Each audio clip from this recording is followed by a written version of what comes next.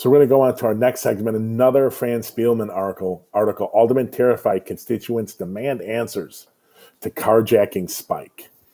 And in this one, another not good article, another just getting salacious quotes, and I want to read a couple to you here. And this is when we're going to criticize some aldermen here too. I've never seen us more united over an issue. Lincoln Park Alderman Michelle Smith, 43rd Ward.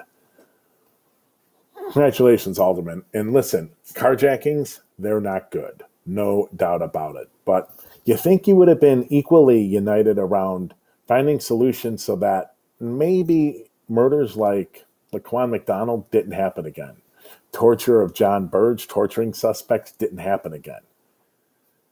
I guess that's just not things they're united against. How about not selling the parking meters, not closing 50 schools, not closing the mental health clinics? These aldermen are oblivious to the fact that their decisions, their votes, which most of them voted for all of that, are causing the situation in the city, the circumstances, the social circumstances, the economic dire in a lot of these communities. Their votes are part of the reason they've created those circumstances, and they're oblivious and they take no responsibility. It's time that they do. Here's one from Alderman Burnett, 27th Ward, a strong daily ROM voter. You could always count on his yes when they needed it.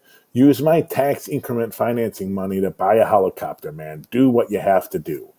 Listen, this is such a typical response from aldermen. Spend any money you have to, possibly. Do what you have to do. Spend as much money possible on the criminal justice system. Throw all the money you possibly can at it, but solve the problem. We don't care.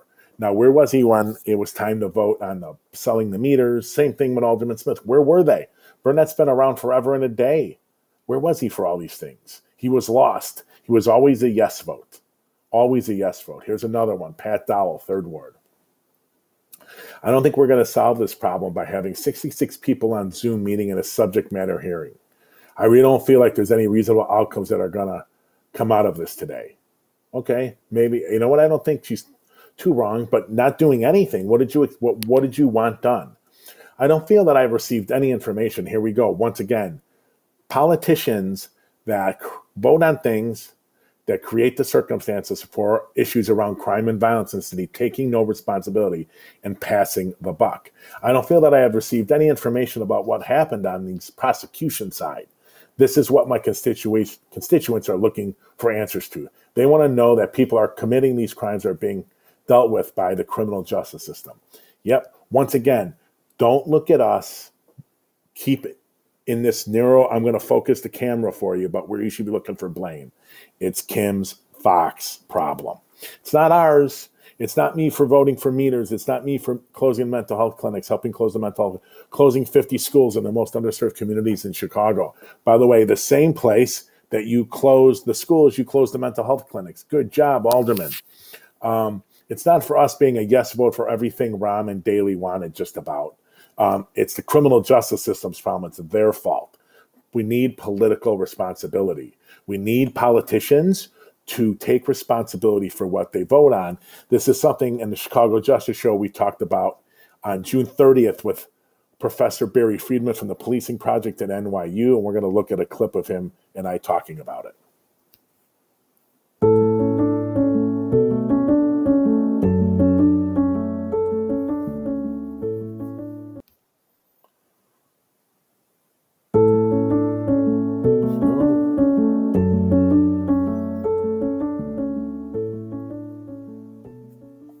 I get frustrated, and I am frustrated, and I'm going to not be quiet about that frustration. We've had fatter times where we did have the resources. Mm-hmm. And though I understand that there's tremendous anger toward the police right now, and I understand why there is that anger, and I'm not seeking to minimize it, though I think we should be sensible about it. There ought to be more anger at public officials who, responding to an electorate that wanted lower taxes and wanted to not be troubled with these social problems, just, even in fat times, left us without the resources to help people that needed help. And especially when I hear those public officials now pointing fingers at the police, I kind of want to say, Where were you over the last 5, 10, 15, 20 years? You know, the police didn't defund mental health services and homelessness and substance abuse and cut resources for, you know, dealing with traffic issues and whatnot. It was public officials. And we ought to be able to cast that responsibility where it belongs. I 100% agree with that. And I have been pushing long and hard for local officials to be held accountable for their financial lack of regulation, or their financial, what they approve in local jurisdictions, especially in Chicago, because it's where we're concentrating right now. But to me, there's an absolute correlation between some of the votes they've taken on financial issues, cutting taxes, defunding things, and the situation we now find ourselves in. And I think it's completely hypocritical for them to blame this all on the police, because some of them have been in 10, 15, 20 years, and they have a long history of votes on those issues that have significantly contributed to the situation we're in. The mayor didn't, in Chicago, for example, the mayor didn't defund mental health all by himself. He did not defund homelessness. He did not defund the schools all by himself. Those budgets were voted on, and I would love to see those political officials held to account, and to take some ownership over what's been happening. Me too.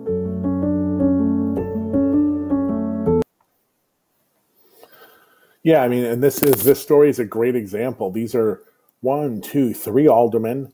Burnett, for sure. I'm not sure exactly how long Michelle Smith has been in, but Burnett and Pat Dowell have been in many, many years. Both were around when we tried to pass police board reform in 2009 and 2010. So that's at least 12 years right there. You got to take responsibility for your vote. You can't create the circumstances that are so dire in these communities and then complain about the response from the public. It would be nice if they took some responsibility. Okay, ladies and gentlemen, we're going to take 1 minute break, and we'll be back with you in 1 minute.